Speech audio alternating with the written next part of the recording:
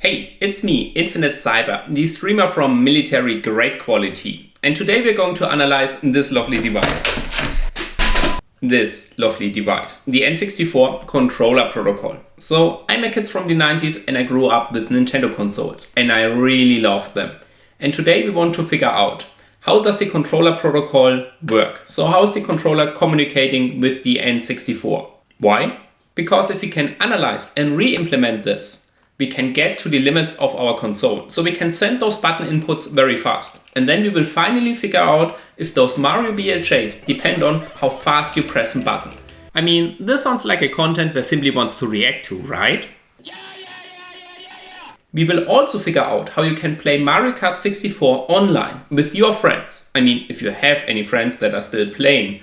So let's assume you have. Then we will find out how you can play Mario Kart 64 online with your friends on your console at home. We will build a controller gateway that is sending the signals from a keyboard or a custom controller to the console.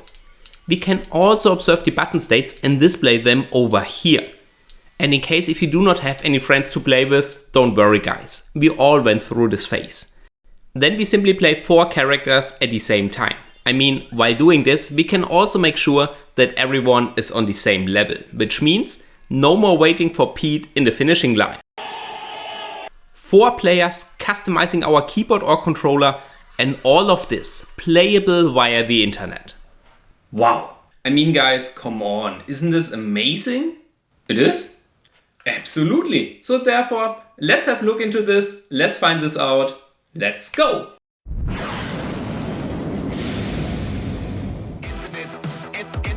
Cyber.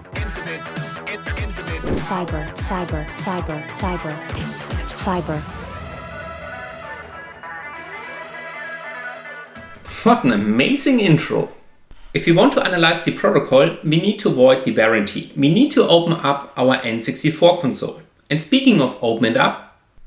Okay Pete, your turn. Who is our sponsor for this video here? What? We're not having a sponsor? Pete, come on, I already bought this new apartment here.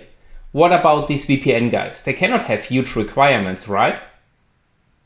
They do? How many subscribers? 10. And we have? Well guys, then I would suggest, let's open up this device. Let's go.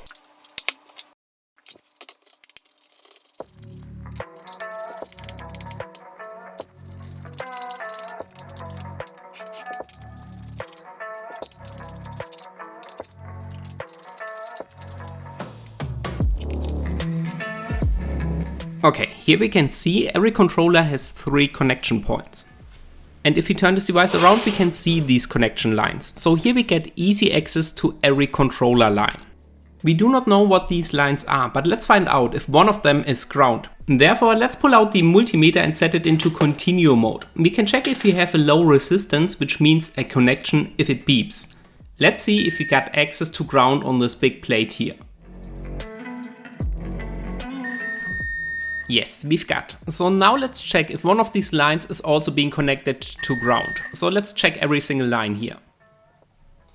By the way, if we only hear a short beep, this could be a cap which is discharging. So we need to hear a longer beep to make sure that these lines are being connected. Okay, every controller has 1 ground line. So these are our ground lines. Let's put everything together and start measuring the other 2 lines. We might be already able to identify a signal and we want to make sure that we not blow up our next equipment. Let's switch to voltage and let's check. Powered on. Constant 3.3 volt. Okay, next line. Oh, there's a little drop. This is interesting. If we are measuring the voltage of the signal, we are not constantly measuring the voltage of the signal. We are measuring the voltage at single points of time. And if the signal now goes up and down and up very fast, then we can see this voltage drop in the multimeter. It's being caused by... No one wants to hear this? They're not here to learn something? Okay, then let's put the probe into the middle line, because this is where we had our voltage drop. And let's see if we've got some signal over there. Okay, now we need absolutely silence, because if we mess up this connection, it goes BANG! No, for real. If you haven't watched EEVblog's video on how to not blow your oscilloscope, you should definitely watch it right now. Yes, not now, of course after this video. Let's move on. Okay, let's start the oscilloscope and also the N64 console. And there we have something. Let's zoom in. This is what we are looking for. Let's press a button and see how it behaves. Okay, so we've got a small signal, and if we press a button, it becomes bigger. This is the whole magic. Let's scroll to the end and see how the analog stick behaves. Yeah, looks strange, we will figure this out later. The OSCE is nice, but to create a long digital trace of the signal, we are using a logic analyzer. So let's hook it up to the channels of controller 1.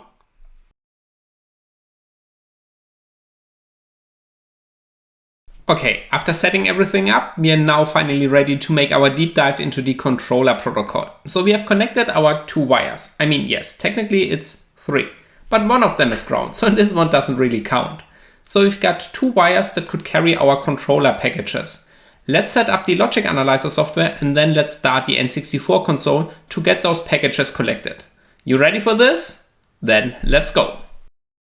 Alright, so here we have the logic analyzer software from Salea. The analog channels are not required, so we deselect them. We make sure that we've got the highest sample rate selected and we start the trace.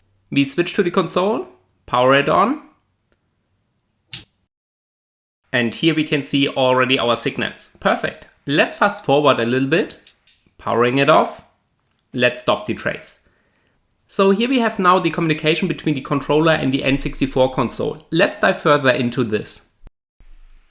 Here we have now our 2 channels. But before we start, Pete, can we stop the zooming and can I get this round preview? The one that John Hammond has? This looks way more professional. There we go, thanks. Okay, back to this one. So we have our 2 channels, but only one is carrying our signal. Do not get distracted by channel 0, this one at the end here, this one. This is some interference that appears if we switch off the console, so not a signal. Therefore, channel 1 is carrying our signal, and this has already been interesting. So we are having 1 wire for the communication between the N64 console and the controller. And guys, you will never guess how this art of communication is being named. It is a 1-wire protocol. Whoa! Awesome, right? But before we dive into the 1-wire protocol, let's first start analyzing the signal here. So let's have a look. We start at the beginning, this one here. Let's zoom in. All right, perfect. This looks like a signal. If we want to get back the 1s and 0s, we need to decode the signal. And to do this, we have to identify the symbol. The symbol is the smallest time unit that represents 1 bit. But how can we identify the symbol? Well, all we need to do is we need to measure these pulses and we need to identify the smallest one. So let's have a look. We start over here, 1 microsecond, 1 microsecond, 1 microsecond. What about this? Also 1, 1, 1. Okay, our symbol seems to be 1 microsecond, which means 1 microsecond represents 1 bit. But to make sure that this is really the case, let's also have a look into the second package. So we zoom out, we take this one, we zoom in back again. Okay, this package looks different, which is good. So let's also measure here. 1 microsecond, 1, and also 1. Okay, our symbol is 1 microsecond. Let's get back to the first one. Having this information, we can already start decoding this package. So we can see the line stays high and then it gets dropped down. For how long? Let's see. For 3 microseconds. This means we are having 3 times 0 here. Then we've gotten 1, 3 times 0, 1, 3 times 0, 1, and so on. We could already start decoding the package, but right now we are having a little bit of an issue because we know that this communication channel is being shared between the N64 console and the controller. So right now we have absolutely no clue which part of the signal here is being sent by the console and which part is being sent by the controller. Is the complete signal being sent by one of them? We do not know this right now. But how can we find this out? Well guys, don't worry, I've got a genius idea for this one. We simply unplug the controller and then restart the console. And then we are hoping that the N64 console starts sending first. Because if the controller is unplugged, the controller cannot answer, and we can already separate those two signals. Genius, right? Absolutely. So therefore, let's create a second trace while unplugging the controller. Let's go. Okay, once again, we start our new trace. We switch to the N64 console. We unplug the controller. And we're powering on the console. We can see there's way less communication happening if the controller is disconnected. Let's power it off. Stop the trace. And now let's get into this. Here we have now our second trace, and still we do not get distracted by channel 0. This one at the end, it's not a signal. So we focus on channel 1, and this looks awesome. We can see there's way less communication happening right now because the controller is unplugged. But still we got a little spike over here. So let's zoom into this. There we go. Awesome. So this part must have been sent by the N64 console. So the N64 console is sending this signal and the controller is responding to this signal with its own data. Awesome, right? At least for the first package, we can already make the separation between console and controller. But before we do this, let's start decoding this one here. So we can see 3 times 0, 1, 3 times 0, 1, 3 times 0, 1.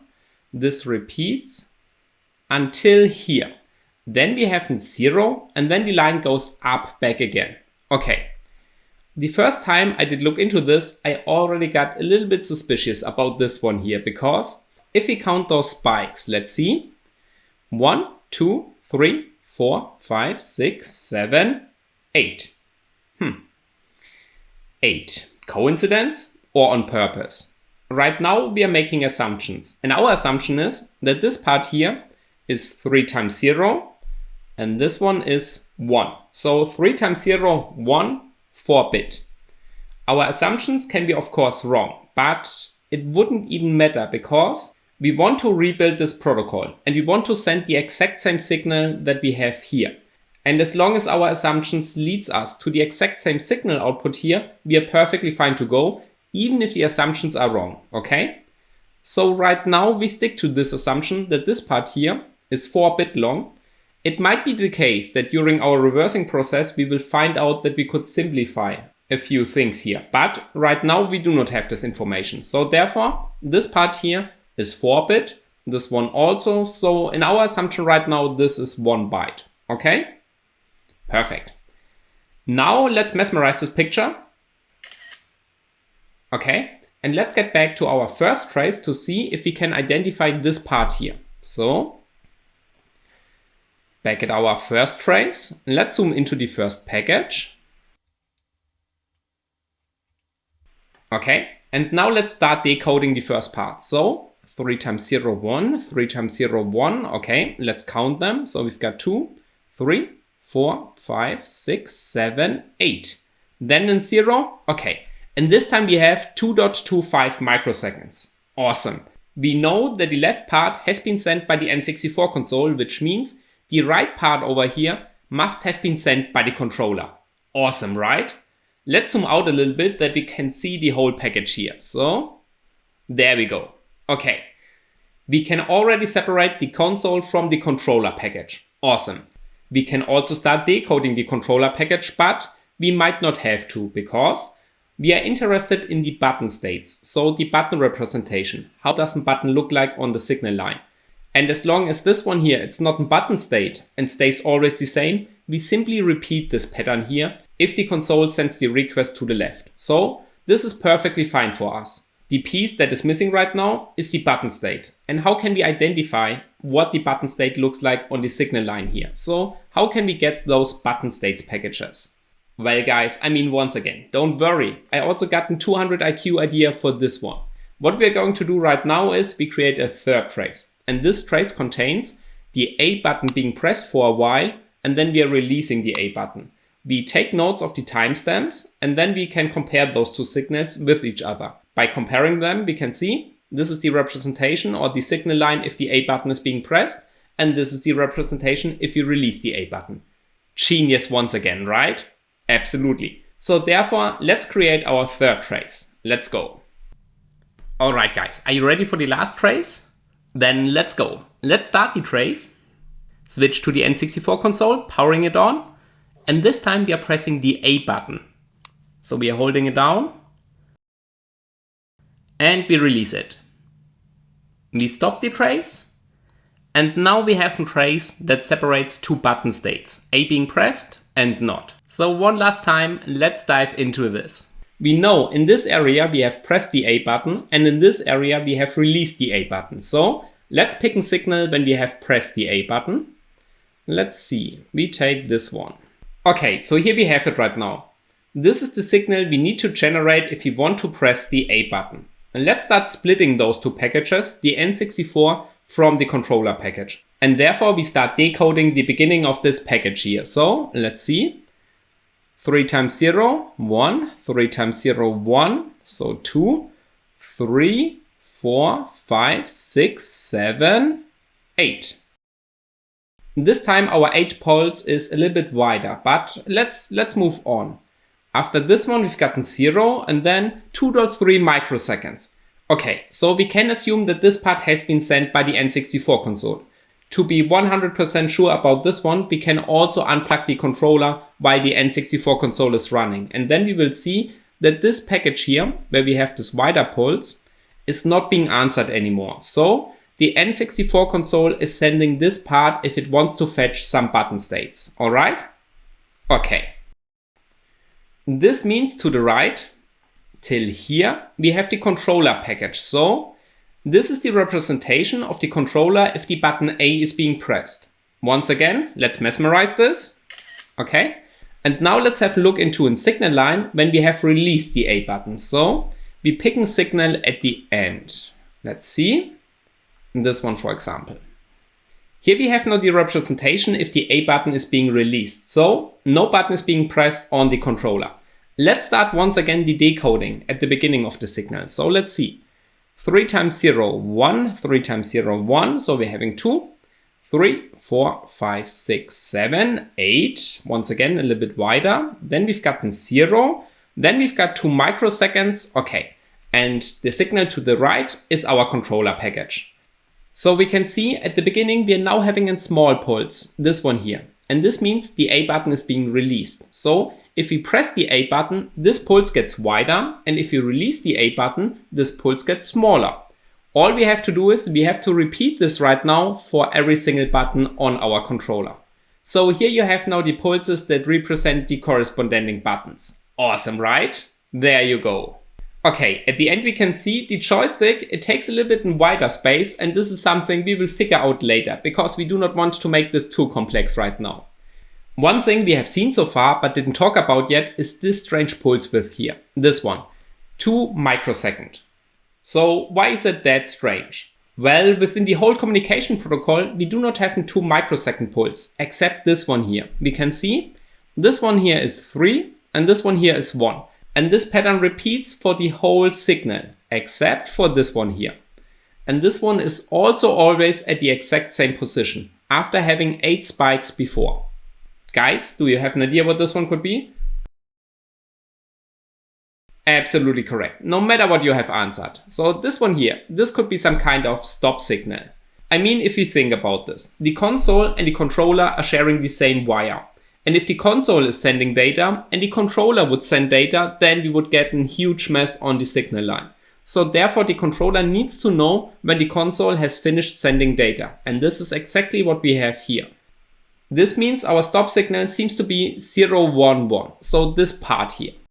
If the console hasn't stopped it, the controller also might have 1, right? So where do you expect this to be? Maybe P?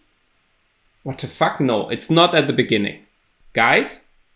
Absolutely correct. Of course, at the end, Pete. So let's have a look at the end here. Okay, this one is 2 microseconds long. Awesome. So at the end, we can see a 2 microsecond pull down right now. We know that the one before, this one, belongs to the joystick data. So therefore, our stop bit seems to be 0, 0, and then we assume a single 1, because the console stop bit is also 3-bit long. Therefore, we assume that 1 bit here is 1 bit of the controller stop bit. So 0, 0, 1. Okay, so we have identified a lot of things. Let's get back the signal in the middle and then let's summarize this real quick. On the left side we have our console package followed by the stop signal, which is 0, 1, 1. Next we have our 8 spikes, and if the last one is wider, so if we have a wide pulse, then we have the representation 0, 1, 1, 1, which means the console is asking for the corresponding button states of the controller. Beside this, there's another package type, which is the controller identifier, represented by a small pulse, so 0, 0, 0, 1.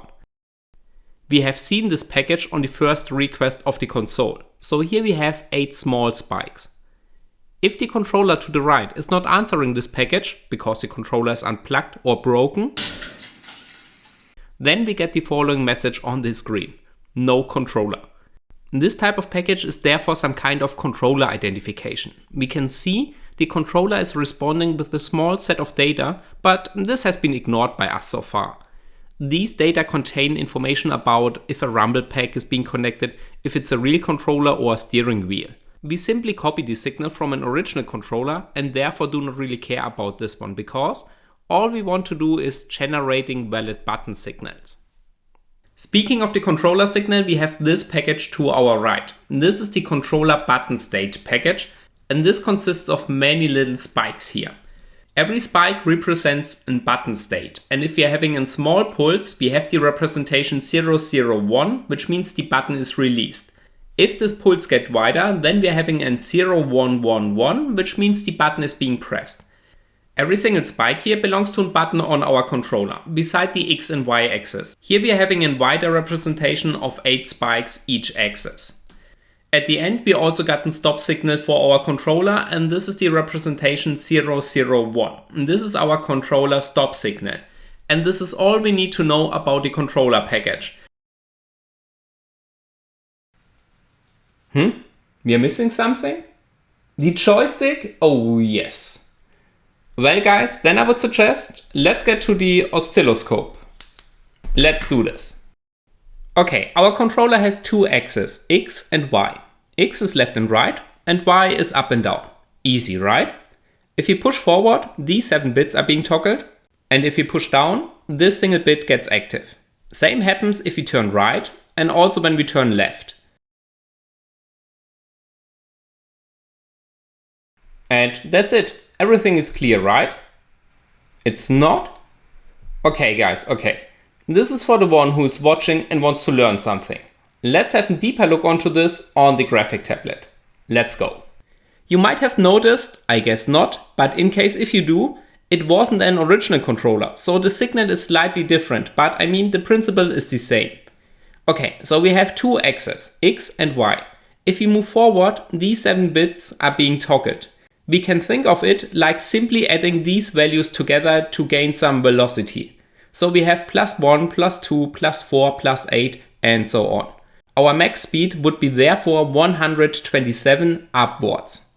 But what is wrong with this highest bit here? Well, you might be familiar with the 2 complement.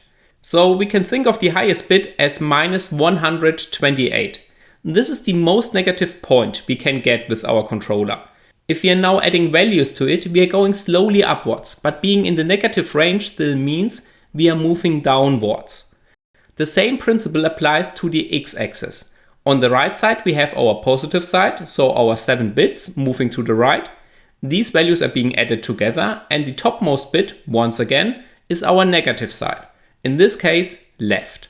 And that's it. This is how we can move up and down. One thing a custom controller could do is turning harder around than the original one, because our custom controller could directly jump from 127 to -128, which is not possible on a joystick because we would brush the other values too. Right now we have all the information together to rebuild this protocol, which is pretty awesome, but before we start coding, let's first find out how fast we can send those button states. So we can only send a button signal if the console is asking for this one, and this means we can only send data if we identify this signal here on our signal line. So how often or how fast is the console asking for new button states? Let's see. We simply zoom out for this one. And then we take the next package. So this one is after 40 milliseconds. Let's see if this one is also a button state package. We zoom in. Yes. Okay, so after around about 40 milliseconds, the console is asking for the next button state package. So every 40 milliseconds, the console is asking for new button states, which means if we are now reprogramming this, our FPGA will get bored waiting 40 milliseconds to send the next signal. But this is as fast as we can get. Compared to a human, this will be still insanely fast.